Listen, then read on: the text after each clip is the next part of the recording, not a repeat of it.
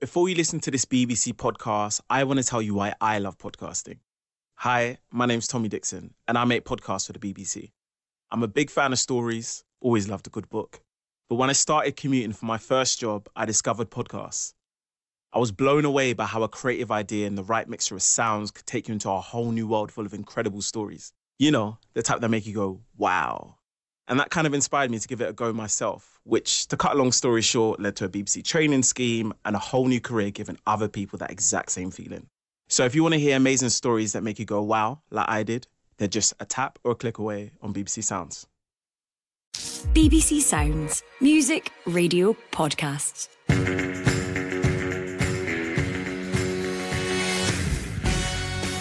Hello and welcome to the Scottish Football Podcast, delivering all the news and analysis you need about the beautiful game every morning before your breakfast is even finished. It's Tuesday the 13th of February. I'm Amy Canavan, and coming up today... There is no timescale. The club's not actively looking for a manager. It's my duty now. I've been given that privilege to take the reins, steady the ship. With another interim boss in charge at a Premiership side, can Don Cowie turn things around at Ross County? Also, I'd like the referee to answer the question on that, because I think it's horrific, you know, the blow that he took to the head. As Dundee demand answers over the Michael Mellon incident, does there need to be stricter protocols around head injuries? And Ryan Hardy, he was one-on-one with the keeper, the defenders were getting back, he took it round them all and then audaciously chipped over the top of Anthony Patterson. With the national team back in focus, we'll take a look at some of the players out with Scotland who'll hope to force their way into Steve Clarke's Euro squad. This is the Scottish Football Podcast. Well, I'm pleased to say I'm not riding solo this morning. I'm joined by former Rangers Carlisle, Falkirk and Dundee striker Rory Loy and analyst and host of the Scots Abroad podcast, John Walker. All well, gents? Yes, all good, thanks, Amy. Yep, very well, thanks for having me. Fantastic stuff. Lots to get through with Rory and John, but first let's quickly scoot through the latest Scottish football headlines. Dundee have voiced serious concerns to the Scottish FA after play was not stopped immediately following Michael Mellon's head injury during Sunday's Premiership match against St Johnstone. Interim Ross County manager Don Cowie says that the Dingwall club are not actively looking for a new permanent manager following Derek Adams' resignation. There is a big game in League 2 this evening as third place Spartans travel to the team 1 place and 1 point behind them Dumbarton. In League 1, Alloa face Annan while Kelty host Edinburgh City. And Scotland defender Scott McKenna could make his FC Copenhagen debut tonight as his new side face Manchester City at home in the Champions League last 16. Well, it's a busy old night of football, but let's start with the Michael Mellon incident in the Dundee against St Johnstone game on Sunday. Rory, the Dens Park club have now contacted the SFA to voice their concerns. What did you make of the handling of the incident at the time? Look, it's a difficult one, isn't it? Because, you know, we can sit here and say it should be handled differently, but, you know, first and foremost, you know, the tackle wasn't great. You know, a clash of heads and going in that hard and things. Now, it is a contact sport and head knocks can happen. Look, with regards to the referee, the game should have been stopped. There's absolutely no doubt about it. Tony Docherty's right. And it needs to be looked at in terms of, I don't know if, you know, the referees, I think sometimes at this moment in time, take a wee minute to look and see if it's a head knock, try and work it out. I think if there's any doubt whatsoever in their mind that it's a head knock, the game should be stopped. But it's also on the flip side very important. Players need to understand that they can't feign head knocks. They can't go down, they can't be clutching their head, you know, and trying to buy fouls, especially towards the end of the game if their team's winning. There needs to be strict rules in place that if players do that and it's proven they've done that, there needs to be severe punishment. And on the flip side, the referees, as soon as a player goes down with any inkling of a head knock, the game should be stopped. And all credit to the club doctor at Dundee for running onto the pitch and getting Michael Mellon seen to as soon as possible, regardless of whether the game was stopped or not. Absolutely, he really did take matters into his own hands. Can be a tough watch at times, John. You know, there has been a little bit of a change towards the approach in head injuries in recent years, but do you think it goes far enough, or what do you think could be introduced to protect players a little bit more? Because at the end of the day, that's ultimately the main goal out of all of this. Yeah, the referee's still got to watch a game of football when that head knock happens. He's watching the next action. He does have a fourth official there. He does have assistants that could maybe look out for the head knocks and call if the game needs to be stopped. As for the return to play protocol, I mean, I think we're kind of fingering the air a little bit when doctors come onto the pitch. Obviously, if there's a severe head knock, you can tell if a player's concussed, he's been unconscious. But there's loads of little factors that you will struggle to identify on the side of a pitch. So in that, you are kind of fingering the air, and then they can go get their MRIs done later on to ensure there's no concussion. And then from there, we do have our return to play module, but then that depends. When you bring in these rules, you can bring them in with the best will, but when clubs can bring a player back early by not registering as concussion, or put a player through as a concussion sub because it suits the team to make the change at the time, the rule will be amended. But the return to play is like 7 to 10 days. But then if you look at concussion protocol outside of that, some say you shouldn't be doing sport activity for up to a month. So it really just depends on what leaning you are. I think in some aspects we're doing something to show that we're doing something because of the trauma that's appearing down the line. I don't know if what we're doing is 100% correct, and we probably won't know for another 20, 30 years. No doubt this will be a conversation that goes on and on, but we'll move on for now to Don Cowie, and he says that Ross County are not actively looking for a permanent manager after he was placed in charge on an interim basis following Derek Adams' resignation. Now, Rory, Don's been at the club for a number of years now. He's been working under a number of different managers. He's finally been given his chance. How do you think he'll get on? Well, I did my A licence with Don, so worked closely with him for a number of weeks over the course of a year, and he's a very, very intelligent man, knows the game. But before going to Don Cowie, I think Derek Adams' spell this time at Ross County has to go down as one of the worst, if not the worst, spells as a manager in this country. What an absolute shambles it was, and he's really held the next manager, who now turns out to be Don Cowie, back. I listened to his interview when he left. He said he'd been considering his position for weeks. Well, if the board knew that, which I assume they did given his interviews, and Derek Adams knew that, it means he's not putting 100% in his job every day. That transfers to the players. They're losing games left, right and centre, getting hammered. And also, on the back of that, there could have been a new manager in place weeks ago.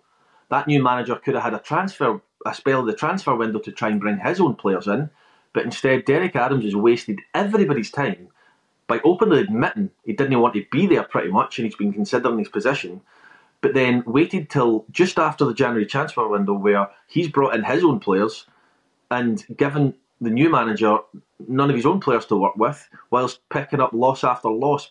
So absolutely shambolic from Ross County's point of view.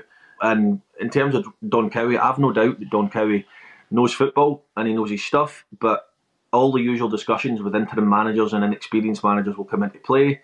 Will he have the experience to handle this type of situation? He's very level-headed. He's very knowledgeable. So I've no doubt that he'll get his message across and he'll play some decent stuff. But it's just whether the players have got it in them to drag themselves out of the fight. I don't think Livingston will catch them personally, but if they can avoid finishing 11th, Don Cowie, if he can do that, it'll go down well on his CV if he can achieve that. Quite the job on his hands, John. We seem to be seeing a lot more interim managers appointed these days. Of course, no one needs to look any further than Pittodrie. Neil Warnock already making quite the impression at Aberdeen. What do you make of the approach that clubs are sort of taking when they just, announce a sort of interim manager for a spell? Yeah, it's a lack of planning, unfortunately. Stephen Robinson kind of hit the nail on the head a little bit with some of his points, saying that you don't really get time to build. So Welsh clubs aren't giving managers a time to build, and there's no succession plan. There's no view to who your next manager is. You see it with good English premierships, seems Brighton, Brentford. When they're sacking and moving on to the next manager, they've got the one identified they want to come in. That was kind of seamless for them. Scottish football doesn't have that because they do kind of sack on a whim. I know Derek Adams' situation's kind of different, but when Barry Robson came in, they got that wee jag that the team needed, but there wasn't really a thought as to who was taking over after Barry Robson. If Barry Robson had been successful for 2-3 years and progressed a better way, went out the door to a better job, that's the thing that Scottish football seems to be missing. There just doesn't seem to be a thought on who would take over next. The interim manager shouldn't be a thing. You should probably have it identified within your academy. The same way you would hope that footballers coming through are identified to hit your first team, to then go to your 18s and upwards when those players move on. Same with the coaching staff. You would want, actually, the appointments to come within your academy so that the next manager's already identified and we're ready to go. The interim manager is just because they need the current manager out the door. Because as Rory said with Derek Adams, it was very clear that his comments got to players.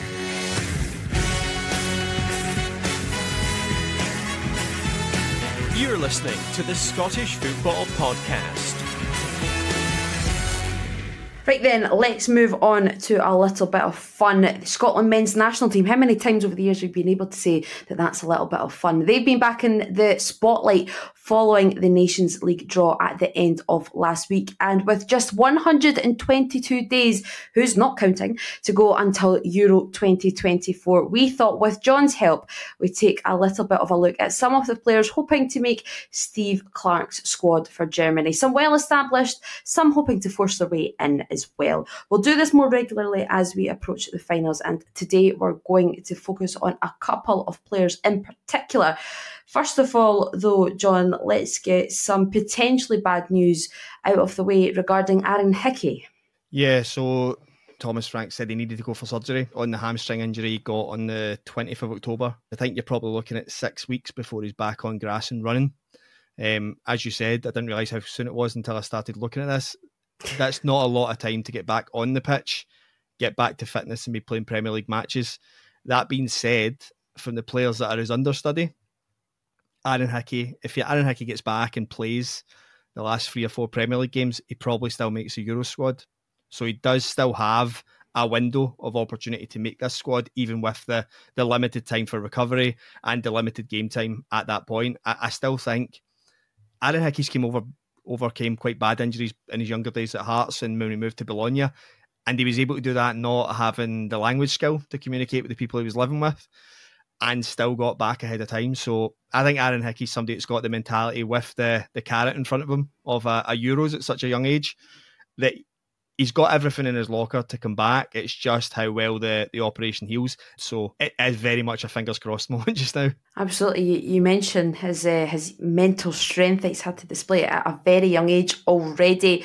Rory, how impressed have you been with Aaron Hickey's development in the last few years, and therefore how big a blow it would be for Scotland if he was to miss out? Yeah, it would be a blow. I think he's versatile, which is a plus to begin with, and his calmness and composure at such a young age, and John's absolutely right to, at that age as well, to go and live in a foreign country. We're seeing more and more Scottish players doing it now, which is great, and it's really lifting the profile of the Scottish game. But Aaron Hickey, to go and get a move to Serie A, and on the back of his performances, go and get a move to the Premier League in England, and when he is fully fit to be playing pretty much week in, week out, it would be a blow for all those reasons. And he's performed ever so well in a Scotland shirt. And you look at the likes of Nathan Patterson. For me, he's a little bit more erratic. I think managers like to pick players that they can hang their hat on and trust. I think Aaron Hickey is a 7 out of 10 every week. Nathan Patterson, you might get an 8 and a goal out of him one week, but then his performance levels might drop the following week, and you're not quite sure what you're going to get. And I think Steve Clarke would much rather have that security of knowing he's going to get a solid performance, rather than possibly a wonderful performance or possibly a bang average performance. So, and that's no slight on Nathan Patterson. He's still a young player, but I think, all being said, Aaron Hickey will be a name that Steve Clarke will want to have on the plane. All fingers and toes will certainly be crossed for Aaron Hickey. John, now let's move on to a little bit of a left field shout, because who doesn't enjoy one of them? Could Ryan Hardy be in the mix? Tell us about Ryan Hardy. If someone doesn't know who he is, what sort of player he is, what would he bring to the squad? Yeah, so Ryan Hardy's come up with Plymouth this year and he's in the English Championship. He's been hitting double figures regularly for the last 3 seasons. He's on 11 just now, which means he's the highest scoring Scotland international down in England. I think he's really impressive. See, the more I watch him, just outside the highlight reels, I watched him v Sunderland at the weekend. He is very much a Steve Clarke striker. He works hard for a team that do not have a lot of possession, and when he gets chances, he'll hit shots. They're not always to the best ability. I think he's got like a 58%, which is much lower than Che Adams. But he does get shots off and he does get goals. He's outperforming his XG, which is something I always like to look at when you are dealing with a Scotland going to a major tournament where we might not have the best quality of chances, and you need somebody to take that one chance, especially if they're coming off the bench. I think Ryan Hardy's doing himself no injustices just because he's in the same league as Lyndon Dykes and playing for a team that isn't as good at the top end as Cowie are, and he is outperforming. I think when you compare him to Che Adams, who's playing in a team that are keeping 72 to 78% of the ball, it's a very different thing to what he's going to experience at Scotland. And I think that has been the balancing act that Steve Clarke's constantly had to do with Dykes and Adams, and when he's chose to play who, depending on the opposition. When you're going to a major tournament, when I look at Switzerland, Hungary and Germany, those are going to be games that we're going to set up to allow them to have the ball and hit them in the counter with our players.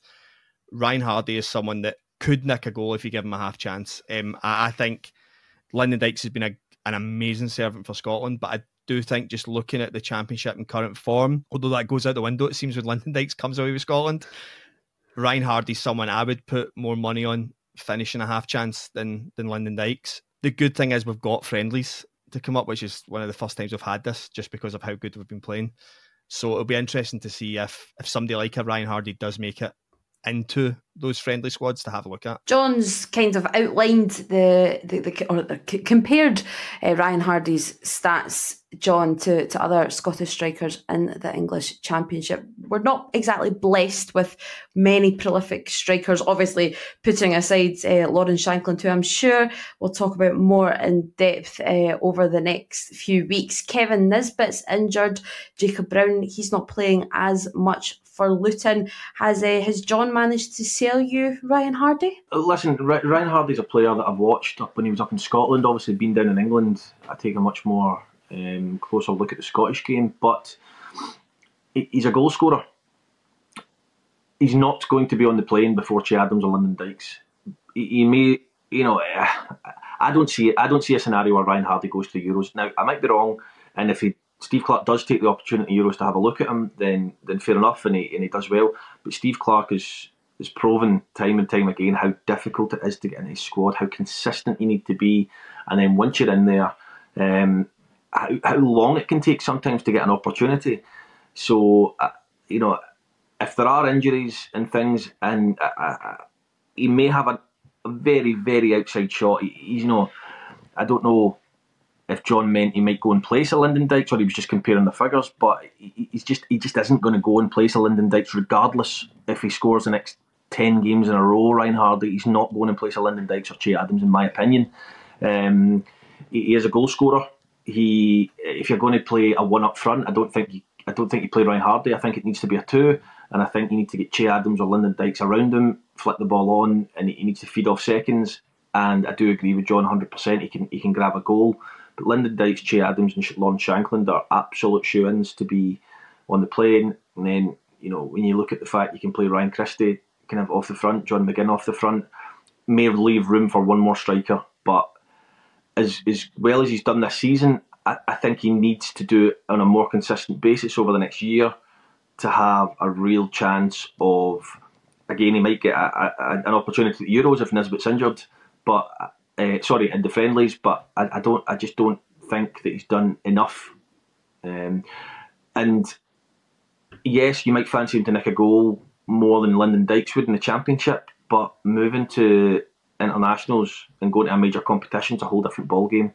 And the exposure that Dykes and Adams and all these guys have had, given the last tournament, they'll be ready for this one, whereas it'll be new to Ryan Hardy, and I think the experience will count and it'll tell. And that's no slight on Ryan Hardy, by the way, because I think he's done fantastic this year in a decent Plymouth side, but I think it's probably a little bit too early for him. Terrific stuff. Time to wrap things up for this edition of the Scottish Football Podcast. My thanks to Rory Loy and John Walker, and thank you for listening. Phil Goodland and Stephen Craigan will be back with you tomorrow morning. And remember, if you haven't done so already, do subscribe and follow so you don't miss an episode. Until next time, bye-bye for now.